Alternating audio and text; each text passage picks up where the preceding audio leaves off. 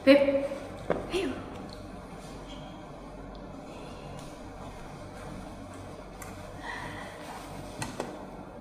Siap. Siap nih. Apa? Siap dah. Siapa apa? Iya yo. Gak gitu kamu biasanya. Hmm. Oke, siap. Si Beb, ngomong apa?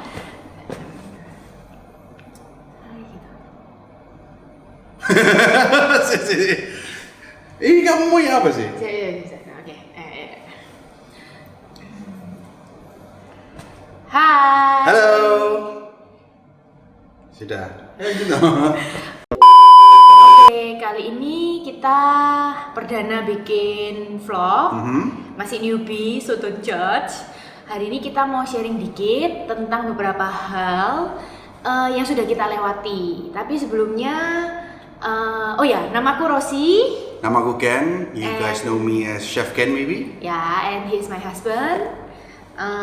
Kita udah menikah selama ini mau masuk tahun ke-7. Jadi kita married tahun 2012 dan ini adalah tahun ke-7 kita married ya, 2019. Ya. Terus kita mau bikin vlog yang edisi pertama ini tentang our marriage journey, and kita mau cerita sedikit juga tentang perjuangan kita untuk mendapatkan seorang anak. Ya, our struggles to have a baby ya, untuk kita bisa mengandung, kita bisa punya anak. Itu we gonna share everything about it. Kita mau bagi semua. Mungkin dari beberapa pasangan yang kita jumpai juga sebenarnya punya cerita yang sama. Iya, punya cerita yang sama dan enggan untuk share ya. Mungkin agak tabu atau soalnya ini case yang sensitif sensitif, sih menurut kita. Jujur buat aku sendiri, setelah hampir 4 tahun pernikahan kita, baru aku pribadi lebih open. Dulu awal-awal kalau kita habis married, pasti aku selalu ditanyain, ya apa Roswes Isita gitu. Dan di 6 bulan siapa? nasi campur, nasi goreng. Itu jayus, I hate that. Itu jayus and I hate that. Aduh. Di 6 bulan pertama pas kita ditanyain udah isi tain dan sebagainya, kayak masih no pressure. Tapi begitu masuk 1 tahun pertama, mulai deg-degan, mulai berpikir iya ya, kok aku belum isi. Soalnya menurut penelitian, pasangan yang menikah tanpa kontrasepsi, tanpa jaga, itu kalau selama 1 tahun belum hamil, itu masuk kategori infertile atau nggak subur kayak gitu. Terus pressure mulai datang ke kita setelah 1,5 tahun pernikahan. Kenapa kita memutuskan untuk buka topik ini ke teman-teman semua dimanapun kalian berada? Karena kita tahu banget rasanya gimana. Karena we've been there itu udah 7 tahun. Jadi we know how it feels gitu. Rasanya gimana ditanyain orang, rasanya gimana setiap bulan, bulan ini kita datang bulan atau enggak ya. Terus rasanya gimana kita schedule, kita harus make love setiap tanggal-tanggal subur, bayangin, dan segala macam pengobatannya. Cuman let me tell you this, the background of we make this, backgroundnya kita bikin vlog ini, kita mau sharing ke teman-teman semua. Kalau satu, you're not alone. Yang kedua, kita mau sharing bahwa your marriage life, kehidupan pernikahan kalian tuh masih bisa tetap bahagia walaupun tanpa anak. Yoi, gitu benar loh. sekali. Nah, kita nggak bilang kalau punya anak kita bakal lebih bahagia atau enggak. Kita nggak tahu karena kita belum punya anak. Tapi I want to share you during this vlog journey itu banyak hal loh yang bisa kalian lakukan untuk tetap bisa bahagia, untuk tetap bisa menikmati your sex life, untuk tetap bisa bersosialisasi. Marriage life, not just sex. Ya.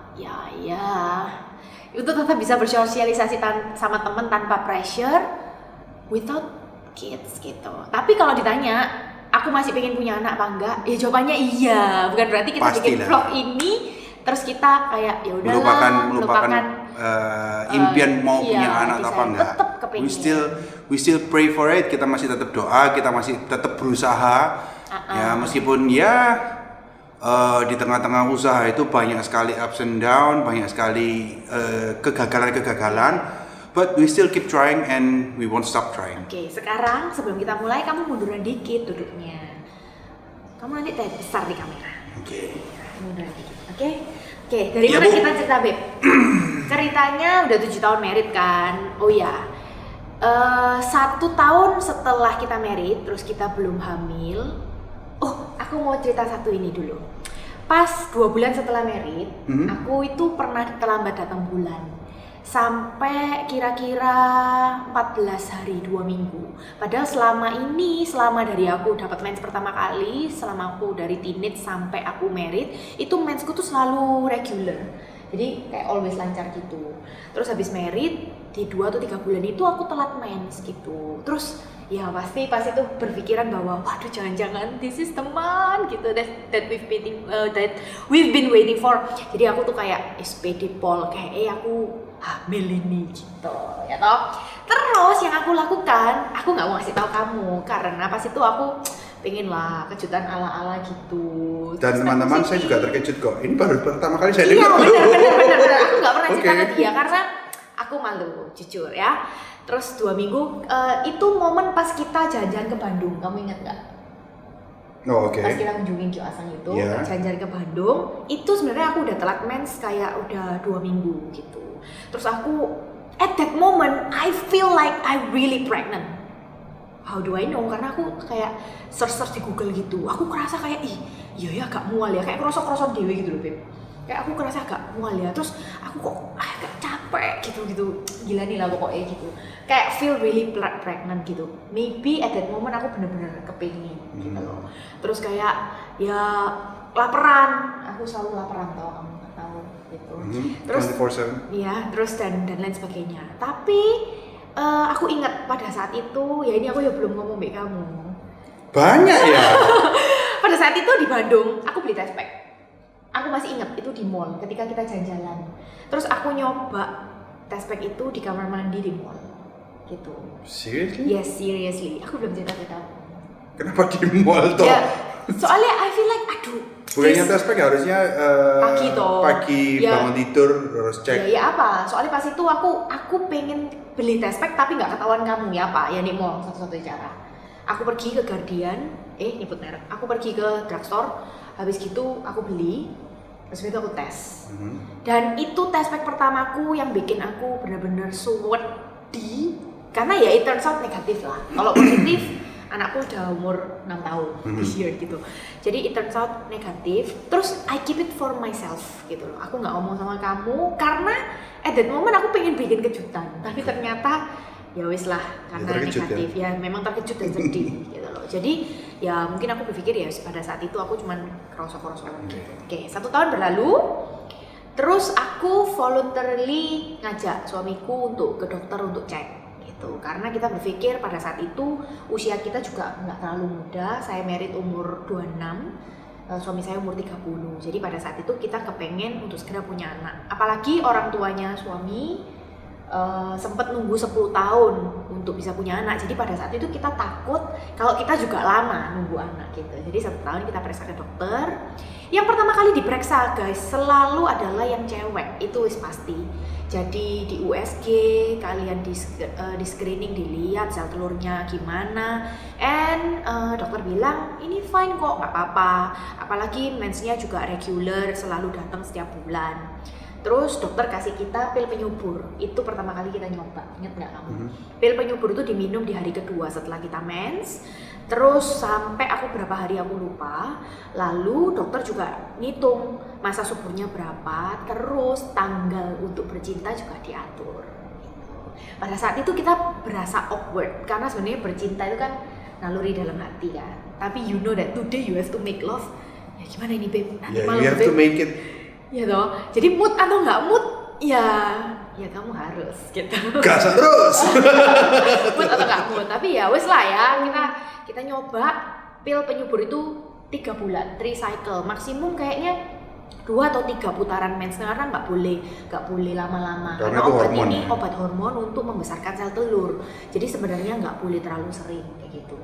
Dan negatif gitu, mensnya datang tepat waktu, nggak sempet aspek negatif hasilnya maksudnya tetap mens gitu. Terus akhirnya dokter bilang sekarang waktunya untuk cek dari sperma atau cek yang cowok nih yang dicek gitu. Terus kamu ingat gak pas itu kita ngapain? Iya, itu dikasih selembaran gitu ya.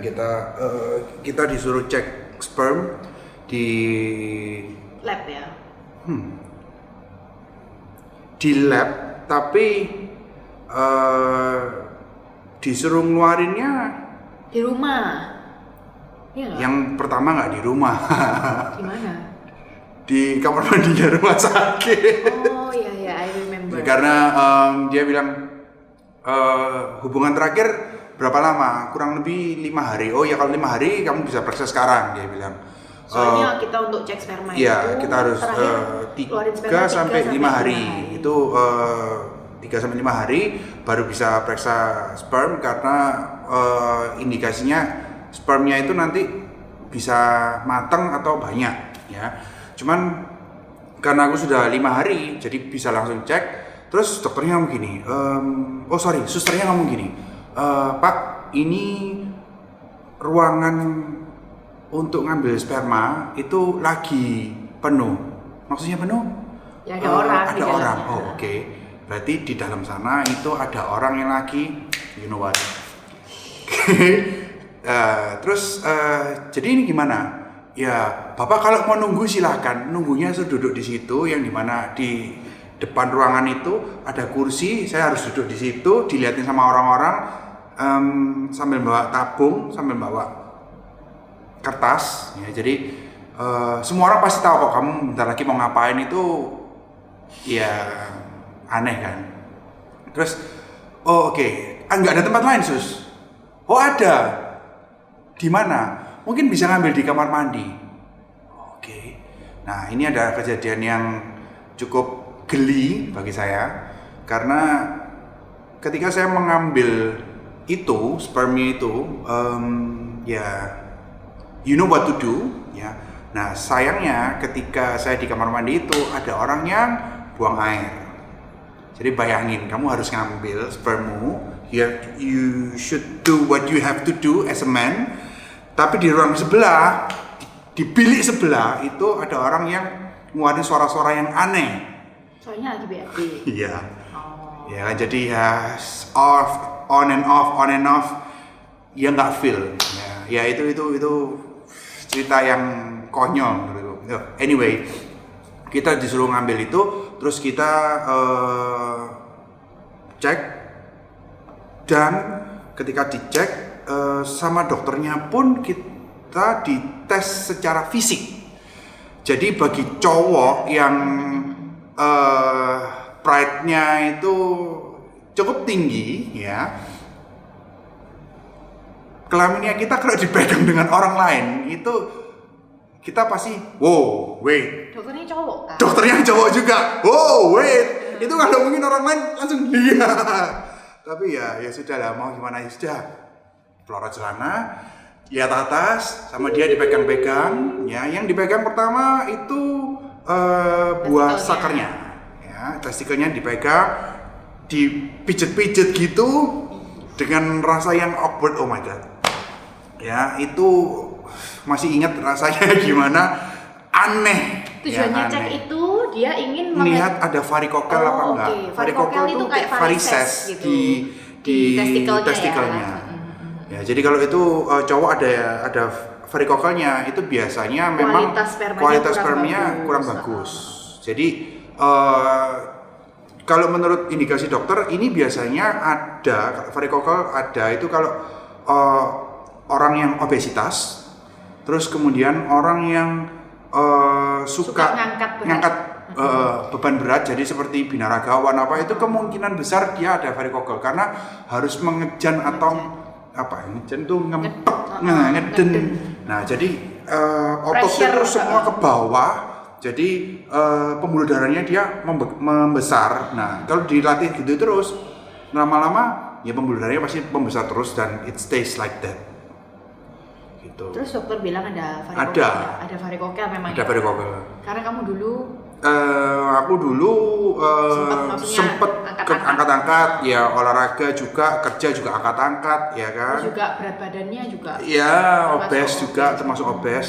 Jadi ya sudah eligible untuk 3 syarat ini. iya, 3 syarat itu. Jadi ya sudahlah. Dan ini menjawab alasan kenapa pada saat kita tes sperma, kualitas sperma kita kurang baik. Gitu. Oh ya, sama lagi. Sama dokter juga di screening melalui pertanyaan-pertanyaan. Oke. Kerja di mana, terpapar dengan kimia apa enggak. Nah, Terpapar itu dengan panas atau enggak. Terus merokok atau enggak. Jadi lifestyle itu juga digali. Kalau kita merokok, kita rajin minum-minuman yang beralkohol alias mabuk-mabukan, itu ya spermnya pasti turun. Terus kalau merokok ataupun terpapar dengan asap rokok itu juga menurunkan kualitas sperm. Tapi aku juga punya temen yang gendut, makan nggak dijaga, rokok, terus alkohol, 1 bulan married punya anak. Yeah, that's what we call blessing, right? Iya. Jadi memang kata dokter hal ini bisa membuat kualitas sperma menurun. Tapi ya tidak mutlak. Betul. Ya, sayangnya itu kena di aku. I used to smoke, yes. Yeah. I used to drink quite a lot, yes. Lagi ya? Angkat-angkat berat. Angkat-angkat berat juga. Terus olahraga angkat beban juga. Terus itu kerjaku tidak terpapar dengan kimia, tapi dapur. aku kerjanya di dapur, yang which is itu panas itu menyebabkan penurunan kualitas sperma juga.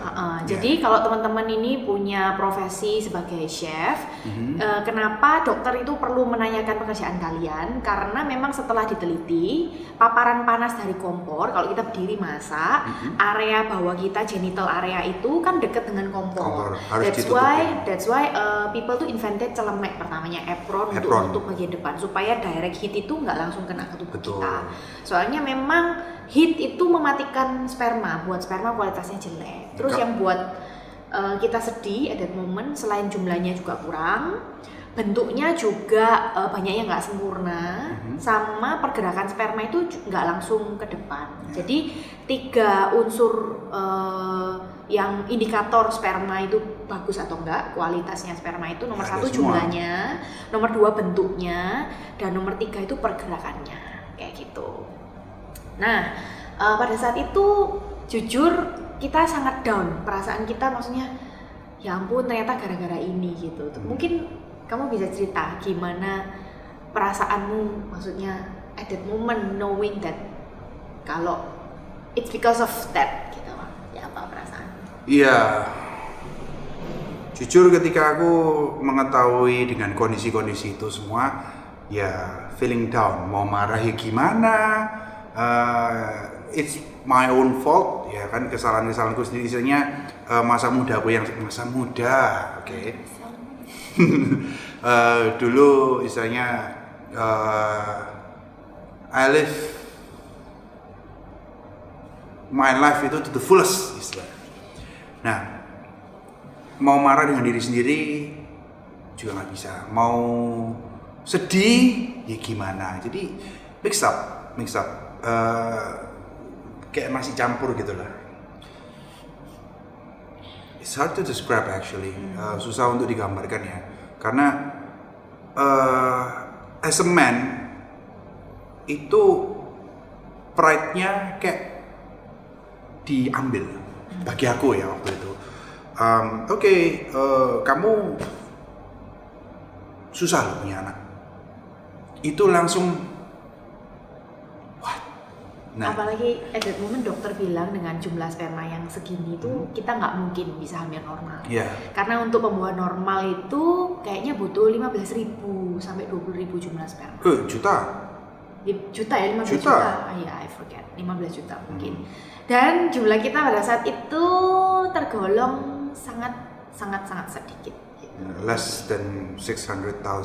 Yes, gitu. Jadi pada saat itu dari 1 tahun sejak kita married itu kita tahu kalau kita punya atau mengidap OAT, yaitu oligoasteroteratospermia. Itu sperma yang jumlahnya sedikit, bentuknya tidak sempurna, dan pergerakannya tidak maju ke depan, kayak gitu.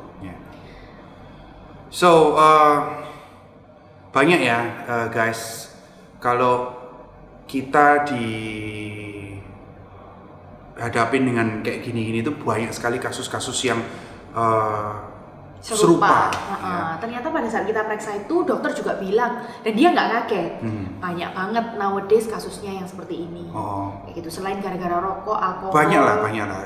Lifestyle itu yang salah satu penyebab paling utama ya.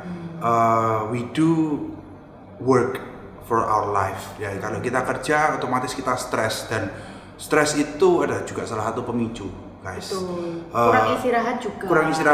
Nah, apalagi kurang istirahat. Ya. Nah, jadi mungkin kalau di teman-teman di luar sana ya, kalau mau you want to share something or you wanna ask something, just ask.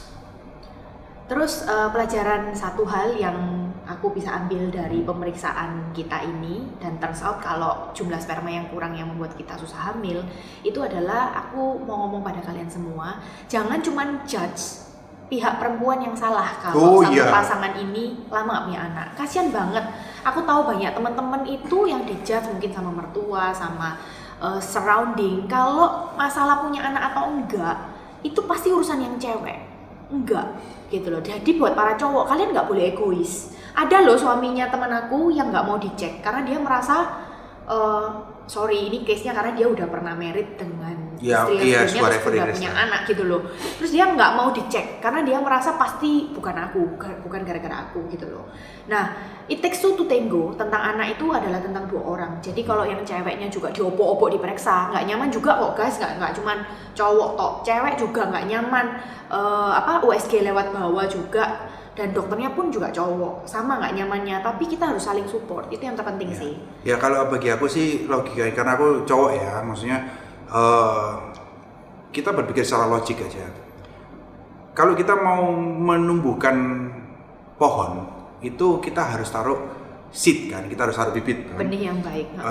Nah, bibit itu sperma kita, tapi pertanyaannya, siapa yang taruh bibit itu? That's me, man.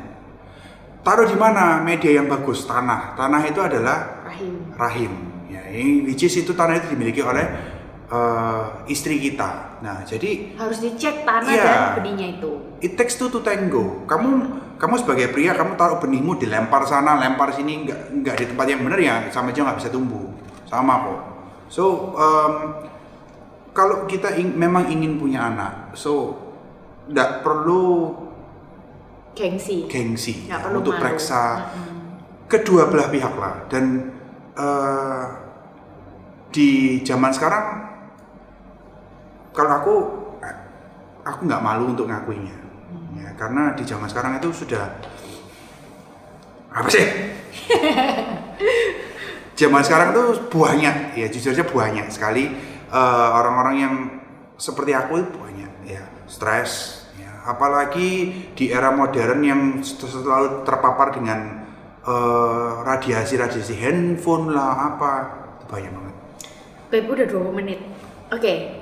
Lama juga ya kita cerita. Oke, next kita bakal masih cerita tentang perjalanan kita mendapatkan buah hati. Yang next kedepannya ini kita mau cerita akhirnya kita ikut program bayi tabung, karena kan sudah dibilang dokter nggak bisa hamil normal. Jadi 1,5 tahun setelah merit kita memutuskan untuk langsung bayi tabung. Nah, nanti next di vlog yang berikutnya kita mau cerita prosesnya, kapan, di mana, dan biayanya juga. Bukan prosesnya, kapan dan di mana. Di mana saja, kapan saja. Bayi tabung maksudnya. Ya, kita kan ada di dua tempat yang berbeda, pernah toh? Loh, aku mau share bayi tabung yang pertama. Kamu gagalkan ini closingku.